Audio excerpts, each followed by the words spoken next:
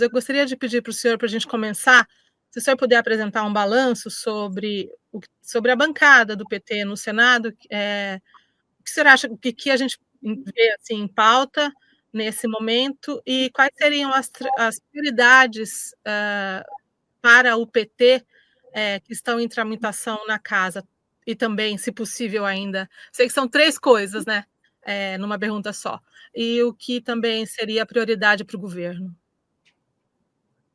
Bom, eu trato mais das prioridades do governo, como líder do governo. Uhum. Nós estamos tratando agora, fundamentalmente, desse decreto da questão do IOF. Fizemos ontem uma bela reunião com o presidente da Câmara e do Senado e todos os líderes da Câmara e do Senado, que são de sustentação do governo. Foi uma reunião longa, de 5 horas, muito produtiva, com o ministro Haddad, a ministra Gleice e todos esses líderes que eu lhe falei. E eu acho que dali saíram algumas ideias que ainda vão ser concretizadas no papel. Mas uma delas seria a mudança do decreto sobre IOF, indo ao encontro do que muitos parlamentares reclamaram, ou seja, vamos retirar e fazer um novo decreto com menos aumento de alíquotas e, em compensação, serão introduzidas, via uma medida provisória e projeto de lei, matérias que vão poder compensar, porque tudo depende de poder manter o chamado ajuste fiscal às contas públicas. Já houve um contingenciamento de 31 bilhões de reais por conta exatamente desse descompasso entre despesa e receita. Eu queria só lembrar que a nossa receita, na verdade, ela caiu e a despesa também está menor do que era em anos anteriores. Então, se faz muito discurso de que é um governo da gastança, mas os números em relação ao PIB não mostram isso. Repito, ao contrário.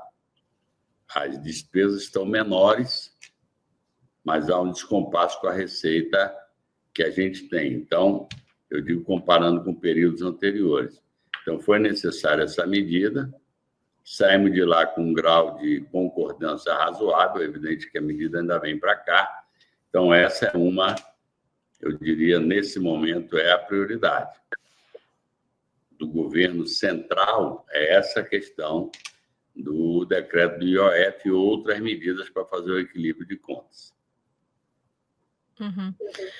Nessa negociação, senador, com relação ao IOF, fica sempre essa sensação de que o governo tem que ceder, que ele tem que se render, porque tem sempre um afago. Aí a gente tem a declaração do presidente Hugo Mota, por exemplo, que disse, abre aspas, o Congresso não tem compromisso de aprovar a MP que muda impostos, fecha aspas. Daí eu queria perguntar para o senhor, como que ficam, por exemplo, a questão das emendas parlamentares? Como que fica o quê? Eu não entendi. Assim, tem essa coisa, tem sempre essa questão de que quem cede é o governo, né? A gente tem que ceder, a gente tem que voltar atrás, enfim. Aí ele vem e fala que não vai aprovar, não tem compromisso de aprovar, e daí a gente também tem a questão das emendas. Isso entra nessa conta, isso entra nessa, enfim, nessa negociação de alguma forma? Porque sempre a gente cede. Claro, a declaração do presidente Hugo Mota, da mesma forma que seria uma interpretação literal do que ele falou. Ele diz que ele não pode ter compromisso, que ele ainda vai submeter, nós vamos submeter a oposição ao governo no Congresso, na Câmara e no Senado, e óbvio que vai ter sempre o chamado stick e push. É claro que a questão das emendas estão sempre presentes. As emendas, muitas delas não foram pagas nesse primeiro semestre, por uma série de problemas, inclusive pela decisão do Supremo Tribunal Federal. Então, sempre fica esse mal-estar de que os parlamentares cobrando o pagamento das emendas. Eu não diria que sempre a gente tem que recuar, mas eu sou obrigado a concordar que nós temos uma base que, muitas vezes, ela se movimenta a depender do tema que está em julgamento. Então, é um outro momento. Nós temos aqui uma oposição muito fanatizada, que tenta sempre atrapalhar e obstruir aquilo que o governo quer fazer. Então, é o jogo do dia a dia aqui na Câmara e no Senado. Mas, de qualquer forma, se você olhar para trás, desde, inclusive, da PEC da transição, que foi votada antes do presidente Lula se sentar na cadeira, nós aprovamos muitas coisas que foram importantes, repito, a começar da PEC da transição, para poder tocar as coisas. Agora, nem sempre sai como você desejava, mas no jogo democrático é isso mesmo. Nós não temos, nesse momento, uma base que você diga, está aí para qualquer coisa. Sempre há uma discussão, inclusive, com a base de sustentação do governo, e a gente vai fazendo as negociações necessárias para aprovar. Repito, nem sempre você aprova exatamente o que o governo queria, mas, de qualquer forma, a gente tem dado passo no sentido, aprovamos o arcabouço fiscal, aprovamos a reforma tributária, ou seja, são vários projetos e várias emendas constitucionais que foram aprovadas com a base que nós temos. Agora, tem matérias que são polêmicas e, portanto, a gente tem que negociar. O senhor poderia dizer, dá para avaliar que essa relação com o Congresso ela é mais influenciada pela imprensa, que sempre vende que de uma forma como se a gente estivesse sempre nesse posicionamento, e isso também acaba refletindo na popularidade do governo Lula, do governo do presidente Lula. O senhor acha que é por aí que a imprensa sempre traz essa... O senhor acaba de dizer que houveram avanços, né? Então a gente sempre fica um pouco a reboque do que a imprensa está dando? Isso é real? Não, eu não acho isso. Não concordo com essa afirmação. É óbvio que hoje a presença das redes é extremamente forte e influencia muitos parlamentares. É bom lembrar que nós estamos praticamente no ano pré-eleitoral. O calendário eleitoral do Brasil, na minha opinião, é muito ruim. Eu, pessoalmente, sou favorável a mandatos de 5 anos sem reeleição e com coincidência de eleições de vereador até presidente da República. Porque nós acabamos de sair de uma eleição em 24 e o assunto que ocupa o diálogo aqui dentro do Congresso Nacional já é a eleição do ano que vem, atendimento a prefeitos, a sua base. Então, acaba que você não tem um fôlego para pensar em coisas mais estruturantes para o país. A gente está sempre em cima de alguma coisa, e aí, quando vai chegando o período pré-eleitoral, está todo mundo nessa vibe, nesse link, ninguém quer botar nada que ache que possa se desgastar com a sua base eleitoral. Então, isso é uma dificuldade. É óbvio que a imprensa tem o peso dela, as organizações do mercado financeiro, da indústria, do agronegócio, todas elas têm bases aqui no Congresso Nacional. Então, nós vivemos uma situação bem diferente do que a gente viveu nos primeiros 8 anos do governo do presidente Lula, onde a gente tinha uma base, eu diria, muito mais compacta. Hoje, eu não diria que a nossa base é semelhante à que a gente teve, e as formas, na verdade, de atuação da oposição, com a ascendência da extrema-direita no mundo inteiro, ela se reflete aqui dentro também, com as chamadas fake news, com uma lógica muito fanatizada, misturando política com religião. Então, o quadro, hoje, é bem diferente do que a gente enfrentou. E depois dos 4 anos do ex-presidente, a relação com o Congresso acabou ficando muito, eu diria, comercializada com essa questão que você já se referiu, das emendas que hoje chegam na casa dos 53, 55 bi. Ou seja, tiram uma parte discricionária do governo muito forte. E é óbvio que isso cria dificuldade o presidente Lula cumprir todos os seus compromissos sociais. Aí tem também outras áreas que são sempre de beligerância, como, por exemplo, a área ambiental. Acabou de ser votado o licenciamento ambiental com uma série de itens que afrontam o nosso conceito de preservação com desenvolvimento, ou desenvolvimento com preservação, mas é a conta da base que a gente tem aqui. Infelizmente, o quadro que a gente vive é esse. Elegemos um presidente, mas não elegemos uma base de sustentação que seja uma base, vamos dizer assim, mais compactada. Então, essa dificuldade a gente vive o tempo todo, o presidente Lula está consciente dela, e a gente agora, sob o comando da ministra Gleice, que é quem assumiu as nossas relações institucionais, a gente vai tocando. Eu no Senado, Guimarães na Câmara e o Randolfo no Congresso. Mas, como diz aqui, como a gente gosta de dizer, a vida é dura, não está fácil, porque você tem uma oposição, repito, com a ascensão da extrema-direita, muito mais fanatizada e disposta a comprar todo tipo de brigas. A imprensa influencia, mas eu diria que tem uma coisa aqui de dentro mesmo, da base da qualidade ou da posição ideológica dos senadores e deputados eleitos. O senhor colocou uma questão que eu também acho que é muito real, essa permanente, esse processo de como se a gente estivesse em campanha, né? A eleição de 2022 não ficou lá, ela se manteve, ainda está aqui. Recentemente, o senhor declarou que o senhor será candidato à reeleição e que a líder do governo, enfim, numa entrevista que o senhor deu na Rádio Salvador, e também que o presidente Lula seria candidato. E nessa visita que ele fez a Paris, perguntaram para ele se ele apoiaria o Fernando Haddad para o governo ou para o Senado. Então, nesse quadro aí permanente de eleição que a gente vem tendo desde 2022, queria ouvir do senhor a sua impressão a respeito do futuro dessa provável candidatura do presidente Lula. O senhor acha que poderá haver alguma mudança das alianças, se a gente vai entrar num novo momento? E como é que o senhor veria também o desempenho dos prováveis candidatos nos estados? O senhor acha que o PT está construindo espaço para ampliar e para poder alcançar mais vagas, tanto nos governos quanto no Senado? Como é que o senhor acha que vai ser essa eleição em 2026?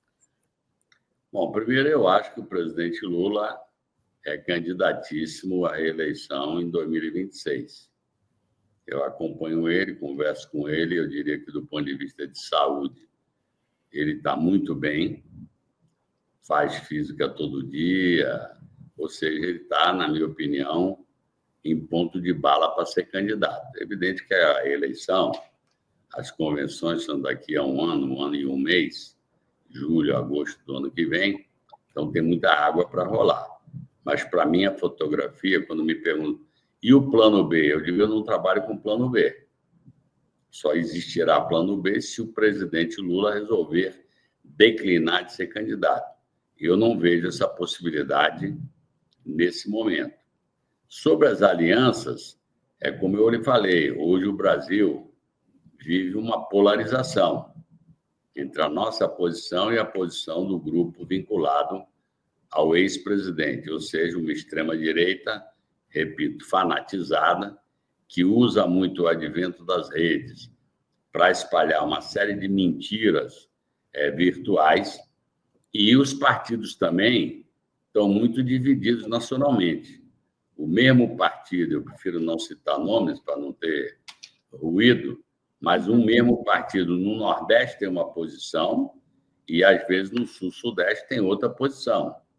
Essa decisão dos partidos vai se dar no que vem, não é agora. E eu acho que será um contencioso muito grande, porque, repito, tem muito partido que tem posições bem distantes dentro do partido. Gente que vai querer apoiar um outro candidato e um grupo que quer apoiar o presidente Lula. Fora a nossa base original, que é PT, PCdoB, o PV, o PSB, o PDT, esse grupo, eu pessoalmente não tenho muita dúvida que se definirá pela candidatura, nacionalmente, pela candidatura do presidente Lula. Os outros partidos, vou chamar partidos de centro, PSD, União Brasil, que seria um centro-direita, e outros partidos, o próprio MDB, haverá uma discussão interna muito grande, porque tem apoiadores, é claro, do presidente Lula, que vão brigar por essa posição no partido, mas tem apoiadores de outros candidatos. Então, não acho que o quadro das alianças de 2026 está claro e, pessoalmente, eu acho que dificilmente ele será um quadro de alinhamento nacional, pelo que eu acabei de falar, porque dentro de cada partido você vai ter um enfrentamento de posições diferentes, porque a realidade de cada estado da federação é diferente. Nós temos um objetivo que eu considero bastante importante e estratégico, que é eleger o maior número de senadores, vou chamar assim, do campo progressista, do campo da democracia, e que não estejam vindo com uma pauta que é a pauta da extrema-direita e do grupo do ex-presidente. Então, essa questão agora de senador, por quê? Porque nós teremos em disputa 54 vagas. Dessas 54 vagas, nós temos que cuidar para fazer a maioria, de tal forma que o grupo do ex-presidente não faça a maioria, já que pelo Senado passa indicação de todos os ministros dos tribunais superiores, do CNJ, do CNMP, os embaixadores, as agências. Então, o poder, eu diria assim, nessa questão dessas escolhas, os embaixadores, é muito centrado aqui no Senado, afora o grupo que fica obsessivamente atrás de impeachment de membro do Supremo Tribunal Federal. Então, para mim, pela estabilidade democrática, nós precisamos ter maioria no Senado. Então, essa é uma preocupação nossa, dos partidos da base e do próprio presidente Lula, na tentativa de termos candidatos fortes, que o PT faça alianças que garantam a eleição de senadores, repito, desse campo que nos apoia, do campo, vou chamar genericamente, de progressista e de defesa da institucionalidade da democracia. Então, nós temos alguns desafios. O PT está se posicionando, hoje mesmo está tendo uma reunião da comissão com a presença do presidente Humberto Costa, da comissão que vai julgar as candidaturas pelo Brasil inteiro, e nós estamos tentando fazer as melhores alianças e garantir os melhores candidatos, não para marcar a posição, mas para efetivamente ter vitórias no processo eleitoral de 2026. Senador, sobre a questão do INSS, teve um pedido de abertura de CPI, na Câmara teve um pedido de abertura de CPMI. O senhor acha que a gente superou essa questão política, porque o governo teve uma posição muito... Aliás, essa investigação só começou porque o governo apurou, enfim. Como é que o senhor acha que vai desdobrar essa questão de uma possível CPMI sobre o INSS diante da postura que o governo adotou nesse caso? Olha, você colocou tudo. Quem investigou, quem está fazendo acontecer o combate à sonegação e o roubo dos nossos aposentados foi o presidente Lula. Foi a Polícia Federal sob nosso comando, foi a CGU, que é um ministério indicado pelo presidente Lula, que foi correr atrás dos assaltos que estavam fazendo ao dinheiro dos aposentados. Então, para mim, é até meio ridículo a ideia de querer apontar para o governo do presidente Lula.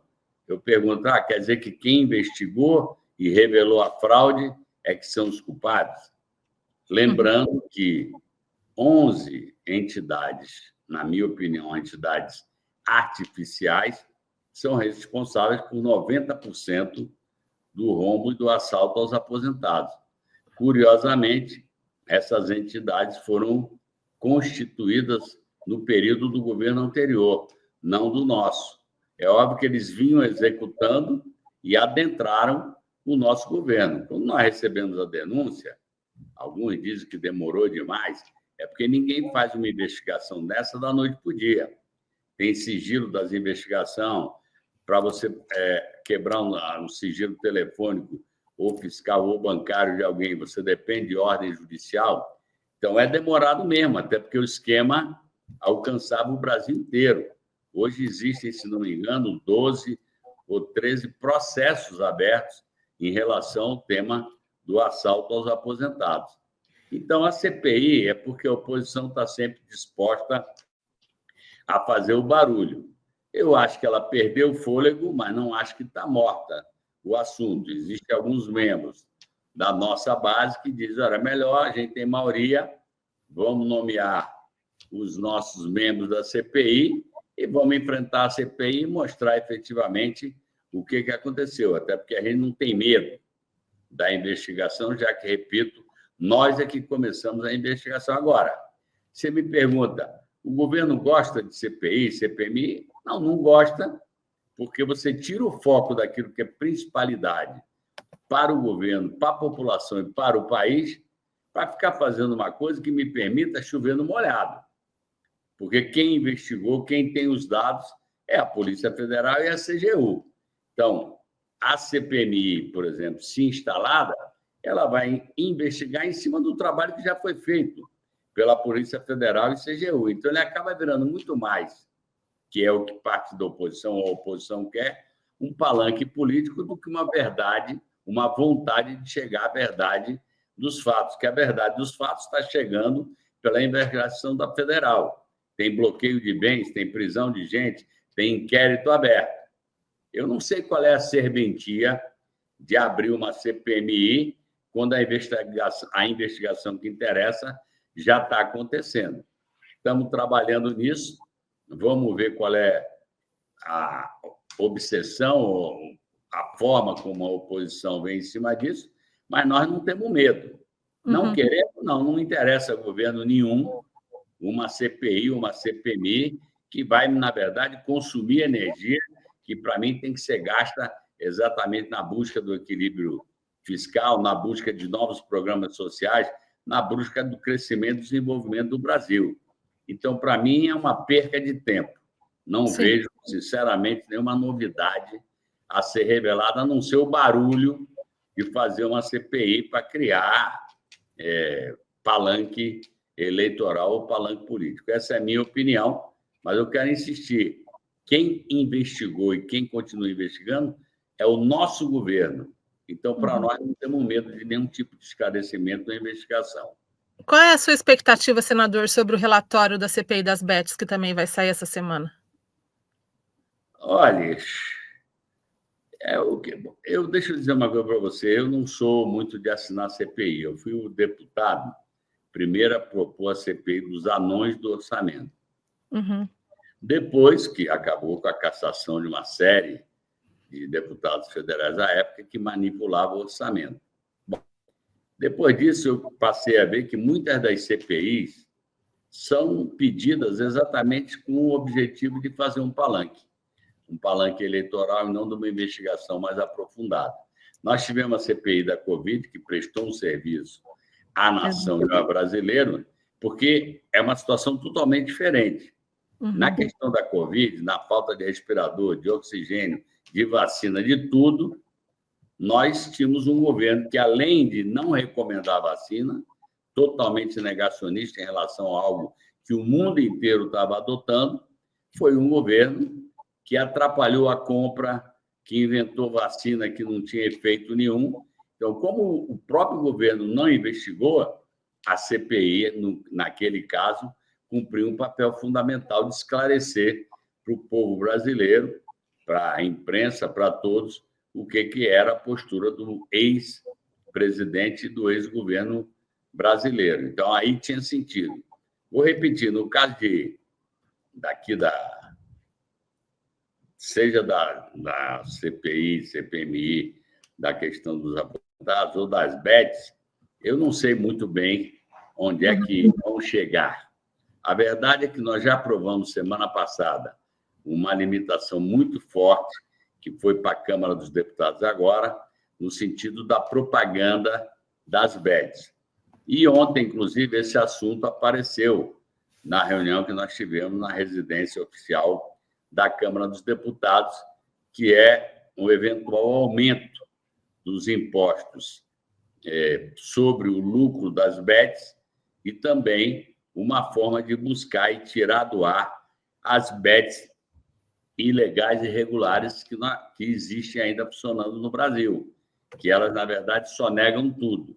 Então, nós temos que fazer um trabalho de tal forma que o controle da internet no país não permita que bets ilegais, não regulamentadas, não regulares, continuem oferecendo a oferta de jogos para os brasileiros. Uhum. Essas são as piores de todas. As outras, com o fato da gente ter feito a regulamentação, pagam impostos e a gente sabe aonde está, quem são os empresários que são donos.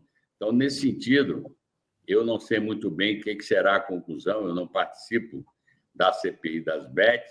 Houve um certo constrangimento com a vinda de alguns convidados, alguns influencers, que acabaram até... Muita gente aqui do Senado não gostou, achou que foi um desgaste para o próprio Senado. Então, ela está praticamente encerrando já com a prorrogação. Existem assinaturas pedindo a prorrogação, mas eu, pessoalmente, sou contrário. Acho que tem que encerrar e elaborar seu relatório e apresentar o relatório. O que o relatório promete, eu não estou acompanhando, porque não é uma CPI que diga respeito diretamente ao governo. É uma atividade econômica que tem problemas, que hoje virou, sei lá, um vício para muita gente, que, portanto, é uma preocupação de todos nós com a estabilidade das famílias e da vida das pessoas. Senador, para encerrar essa entrevista com um assunto positivo, né, para a gente não ficar só falando de coisa ruim, um dos grandes projetos que o governo do presidente Lula está discutindo e que vai entregar para a população é o novo Plano Nacional de Educação, que está em discussão, e também essa semana terá aí, na terça-feira, na verdade, tem uma reunião na Comissão de Educação, presidida pela deputada Tereza Leitão, sobre o plano. O ministro Camilo Santana nos deu uma entrevista e ele está muito otimista com relação a esse novo modelo, enfim.